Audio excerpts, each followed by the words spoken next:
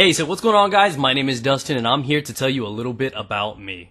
This is basically a series where I run through talking a little bit about my life in order of events and moments and tragedies and triumphs throughout my life. If you've not seen any of the episodes before, make sure you watch the one prior to this one, or entirely check it out, the playlist below. If you've missed any of the episodes, you're watching this late, go check them out before you watch this one. So pause what you're doing right now, put your pants back on, go check it out. So we're going to talk a little bit about elementary school. My first experience with school, intelligence, meeting kids, girls, teachers, obedience, lessons, behaving. I had to experience all of this. Sharing of all things. Sharing, Mr. Guy. You cannot have my fruit gushers. I did not like to share. Unless you were, of course, 6 years old and a blonde. Yeah, so we're going to talk a little bit about this age. I'm pretty much elementary school, between 5, 7 years old. Is kind of what I'm going to stick to during this one, where I meet my first best friend, my first little school crush, and we talk a little bit. Now, this is during the same period where I'm spending a lot of time at my grandparents with my cousin Sierra and Carrie, where I'm like 7 years old and I'm watching Are You Afraid of the Dark? Do you remember that show? I was such a badass because you'd see the Are You Afraid of the Dark, the intro would pop up, and then it would say you have to be 9 years old to watch. And then, and my grandparents gave me permission to watch it, and I was 2 years younger, so I thought I was a total badass because I was breaking all the rules. And there's probably a good reason there was 9. I defecated on myself every time I watched that show. I used to get scared and giddy, and maybe it was the Barbies, guys, but you know all about that. So, throughout this area, we're going to talk a little bit about elementary school. The next episode is going to be focused around my dad.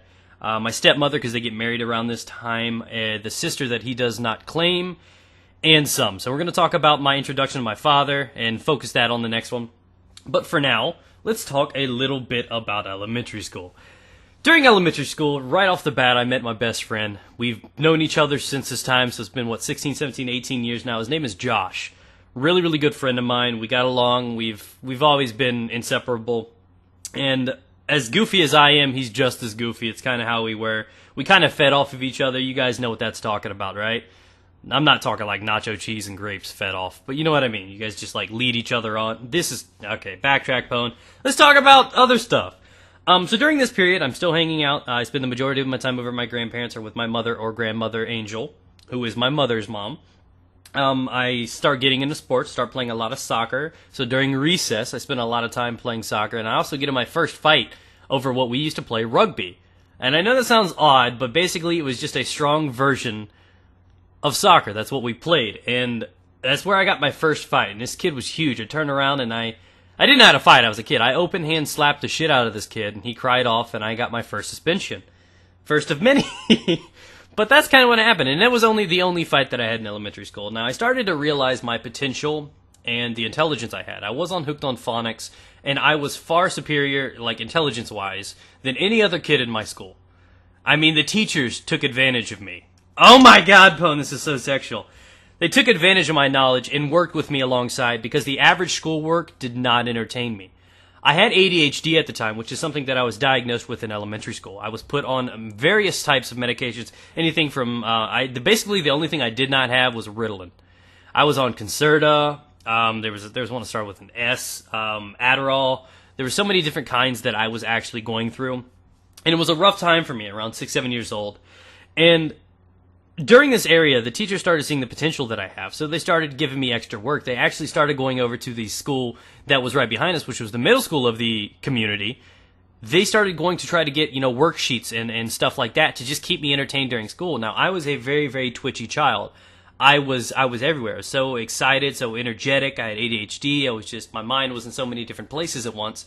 I spent most of my day chewing on pencils or my shirts. Like, I used to wear those 3 button-down shirts. I basically looked like a real-life version of Dexter's Lab without the glasses.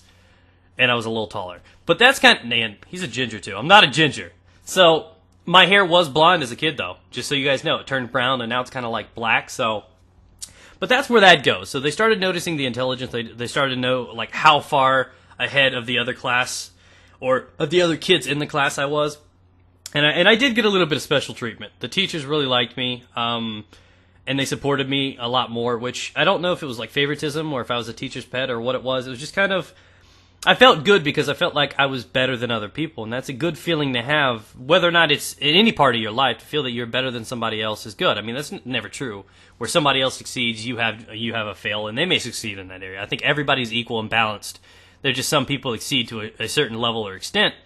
And that's kind of what it is. I spent a lot of time in the library, a lot of time with the book fairs. I was obsessed with Goosebumps. I read the shit out of those, man, and those were what, like third grade reading level, if I remember correctly. And I was like, yeah, but kindergarten, I got this, man. That's like 4 letters. I read that word. I was so excited because I felt like I was doing something that the rest of the people in my class couldn't do.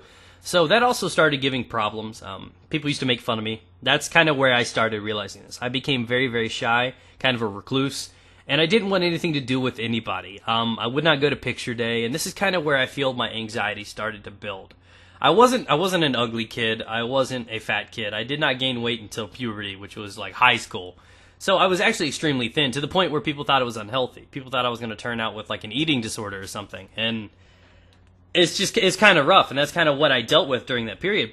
So during elementary school, I spent a lot of time doing this. I let a lot of my friends cheat off of my tests because that kind of gave me a little bit of self-esteem, a little bit of value, and a little bit of, confidence, you know what I mean? People needed me for something, and I felt that I was kind of opening up. And one of these girls, her name was Tasha. There was this little blonde, and I don't remember anything about her, except for the fact that I was, like, obsessed with this girl. And, of course, she hung out with all the popular kids. She didn't give me time of the day, but she used me. This little fucking 6-year-old bitch used the shit out of me. She used to sit right behind me and cheat off of every one of my tests, and I'd let her because I was so goo-goo gaga over her. I had no clue.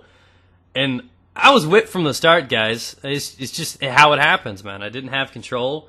And, I skipped that whole phase. There was this one girl that was obsessed with me, though. Her name was Dana. She used to, like, kick the shit out of me. You know how flirting used to be with little kids? They'd, like, punch you or, we didn't have that check yes or no shit. When somebody come up and straight cocked you in the face, you'd be like, ah! And, yeah, actually, no, my spin was a lot worse than that. But that's kind of what happened. So I spent a lot of time on the field. I was very athletic, actually. I was great in basketball. And during this period, I spent a lot of time in the library, like I said. I read Goosebumps. And one of the nicknames I got was Dictionary. One of my favorite teachers, my 4th grade teacher, Mrs. Stevens, she gave me this dictionary because there was a word that I didn't know how to spell. Throughout my entire youth, there was ever only one word that I ever messed up on. And I told her about this. I confided in her, and I don't think this was kindergarten or 1st grade or something, this word. It was charcoal. I switched the A and the O around, and that was the only word ever on any of my spelling tests that I ever failed on. And I remember that specifically, which is why I use a gas grill now, bitch. And that's lasted. So basically, what happened is, she started helping me out, and I had this dictionary. And they started to make fun of me because I'd spend my time doing this. I actually got sent to Peak. I got in trouble one time because in class where I'm supposed to be reading something else, I was done with my work and I carried this dictionary around with me everywhere, and I started reading, aardvark, and I'd go down the list and I'd read and try to define and understand what every word meant in the English language. And I got my nickname Dictionary. I got made fun of a lot. It was kind of down. I hated picture day. I hated hanging out with people. The only time I ever actually had fun was when I was obsessed with my books, paying attention to history. Math and science were my favorite. Math and science is where I excelled like crazily. But I did get in a lot of trouble. I started finding, my humor a little bit at this age. I started realizing what I can get away with by using it. So I started abusing that a little bit. Me and my friend used to hang out. We used to get in trouble leaving the school, jumping fences, kicking balls on the roof. I mean, we used to get in a lot of trouble, me and Josh. And we also found ourselves a lot in Peak. Now, I mentioned that earlier. Peak was basically, I forget what it stands for, but it was basically like a little detention area. Whenever somebody gets in trouble, you don't have your standard, oh, you're going to the principal's office. There was an actual area in our school that they called Peak, which was basically a timeout, if you will. But timeout was fucking cool, so I got in trouble a lot. This timeout, this lady was old as fuck. She was a librarian, She probably didn't get paid any extra money. She just probably told us to sit down, eat some crackers, and shut the fuck up. But we played Connect 4. We played, all of these games, and we did nothing. So me and my friend, even if we weren't in the same classes, we'd have our periods, we'd set up, and we'd purposely get in trouble to be sent to Peak, and during Peak, we'd just play Connect 4 and, shoot shit all day. That's kind of what we did, paper football and everything like that. That's what we did. So it turns out the timeout area was in my favorite place, the library. But not only was I able to hang out in the library, I was also able to have fun with my best friend. So I found myself getting into a lot of trouble at a young age, and it was kind of weird because the punishment kind of rewarded me, you know what I mean? So it was kind of a weird idea. If you think about it, that's not how you want to punish a child, by giving him games, but whatever. So during this period, I spent a lot of time in the library, and when I wasn't doing that, my favorite part of the day was recess. Recess is basically an area where kids get to stretch out their legs, have fun, blow out a little energy, have fun. And I was known as the guy. From day one, you know, my nickname when I played in all my soccer leagues was Bigfoot. I was one of the few kids that could actually clear the entire thing. Now, one thing that I noticed as a young age, and probably not in here, probably a few years later, I noticed that I excelled in certain things. I was afraid to try things that I didn't think I was good at, which was a very, very large flaw to me, which is, I think, a major part of my anxiety. One of the biggest things that holds me back is if I don't think I'm going to be good at something, I was just kind of like, yeah, I'm not going to do it. It's a fear that I have. It's something that I think I'm afraid of failure. It's one of the biggest, deepest things that, you know, consumes me. But the things that I did do, and I did put effort towards, I became one of the best at. Throughout all the school, throughout all of my friends, whenever, you would not find a better quarterback. You would not find a person with a better shot in basketball. You would not find a more intelligent person. You would not find a person better at video games. And the few things that I actually did attach myself to, I was better than anyone I ever knew at it. Now, I'm not talking like I could have been in the NFL years. No, I'm just talking like I was well above par. And I'm not trying to say this to sound cocky, and if anything, I think that's a flaw. To think that, you know, as a young age, to realize you're better than most kids in the intelligence department, sport department, I don't think that's healthy. I think that builds in the wrong type of feelings to a kid. And I spent a lot of time doing stuff like that. So out on the recess, you know, I'd play basketball, I'd play kickball, I'd play soccer, we'd play rugby. And that's kind of what happened during elementary school. So I started to excel a little bit. I was put into this thing, and one of the biggest rewards I ever got was I was contacted by, I can't even remember the name. My mom actually has the paper, the forms, and everything in one of the little baby binders I have, you know, one of the old photo books, where I was contacted by some, I don't know what it was. It was some special kids club thing where they only select 6 kids to go do something. I had to travel somewhere and get a special education. And I was one out of 6 kids in the Americas, or not in the Americas, in America, that was chosen for this at a young age to kind of groom to become, I don't know if it was meant to become a leader or what, but they realized the potential, they realized the you know, advancement, and I was like intelligence scouted. And I know that sounds weird, but you'll see a couple other odd areas throughout my life with testing here soon. But it was kind of an unusual thing to be, you know, have a feeling like this. And the reason I didn't go, my mom wanted me to go because it would have given me a great future, but I would have been gone for a year. And I wasn't sad leaving my mom. That was not even a problem. That was not my concern. My problem was I was going to leave my dog. My dog couldn't come with me. Bandit could not come with me. And the thought of that put me to tears. I cried all night long. And it's kind of weird, you know. I didn't think, oh, Mom, I'm going to miss you. I'm like, God damn it, I want my dog. And I felt like I was leaving too much away, and I didn't want to do it. And I know it sounds weird, it sounds odd, but there's just some society or some community or something that does this and grabs probably like 6 kids from all kinds of various areas in the world and puts like 40 of the smartest, intelligent kids to groom or something. I don't know. So I know this sounds weird, it sounds far-fetched. A lot of people do not believe a lot of these stories, but everything I'm telling you guys is completely accurate, completely truthful. And it was weird as a kid. I think they started, I think this was elementary school. I'm almost certain, if not early middle school. So this is kind of the experience I had. I excelled past and beyond the other kids. I was extremely intelligent, great with numbers, great with science. My only flaw in school was English. To this day, I still can't tell you what a noun or an adjective is. I mean, it's that bad. I can write. I'm a hell of a writer. I know how to use the stuff, but I can't tell you what it is if it makes any sense. And that's kind of how I am. I've got odd memory. I can't tell you street signs. I can't tell you streets around my area. But if I've seen it before, I could do it. You know, if it's a route that I've walked before, I could go there again. And, you know, that's how, you know, I did many jobs throughout my life, too. You know, heating and cooling, plumbing. I can't tell you the name of the tool, but I know what you need for it. And stuff like that. It's a weird, unusual memory that I have. And that was kind of my experience through elementary school. I found my first crush. I got used like a fucking tool. I met my best friend. We've been friends, best friends all the way up until now. We're still great friends. He is out in the Navy right now. I haven't seen him in 3 or 4 years. He comes home here in a few months, which is great. And that's about it. I got my first fight, which wasn't a big deal. And we did. I tell you guys a lot that we live in the ghetto. This was about the time my mom bought her house. And the majority of the kids in this school were, I'd say it was about half and half. Half black, half white, a couple, you know, Hispanic kids and Asians here and there. And that's kind of what it was like in elementary school. When I got to middle school, everything changed. And it was primarily black kids. And it was a different experience for me. And we will talk more about that in the future. But for now, that's kind of what I experienced. I was still at home. My dad got married. My mom found a new house. We moved in. But I expect the next video to be talking a little bit more about my dad, some of the issues I had with him. You guys get to hear about my sister Danielle, whom I've never really talked about, and it will come out in the next video.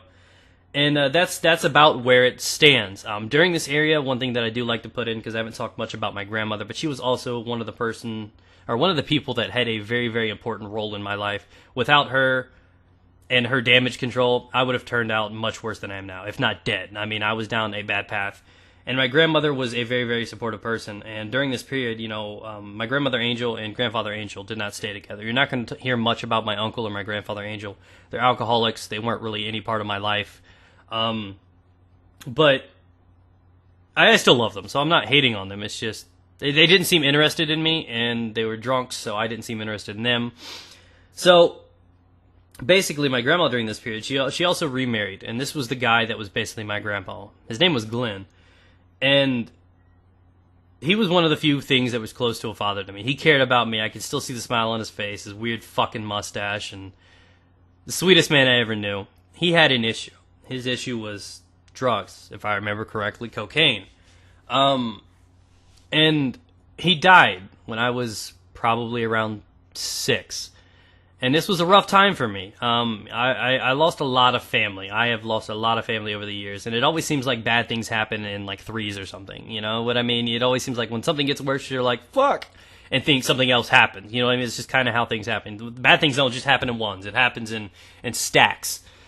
So I lost my grandfather, and I really don't know him. I didn't get to know him. I remember his smile. I remember his nature. I remember that he used to, love peanut butter. He loved drinking. He wasn't. I didn't look at him. Even though he could have been an alcoholic, I remember him chill. You know what I mean? I don't think of him like that, and I think it's because he actually had an impact and part of my life. And I remember more than anything is whenever my grandmother said I couldn't do something, he'd let me do it. He'd let me, he'd be like, boys gotta have some pumpkin pie. You gotta put some whipped cream on that too. And I'd love me some pumpkin pie, and it was the thing we did together. And, when we go to McDonald's, and he'd order a Happy Meal with me. And, sit in the back seat and stuff like that. And that's a man. That is a person that cares. And he was a hell of a person. I'll always remember and love him for what he was. I wish I had more time with him. And it really, really took a toll on my grandma. She was depressed for a few years. And I felt like I lost my grandma for a little while there. And again, knowing that it was basically her and my mother raising me, it kind of added and clouded in an area. She wasn't there for me, but she wasn't the same. And which is understandable. You lose your soulmate. You lose the person you love.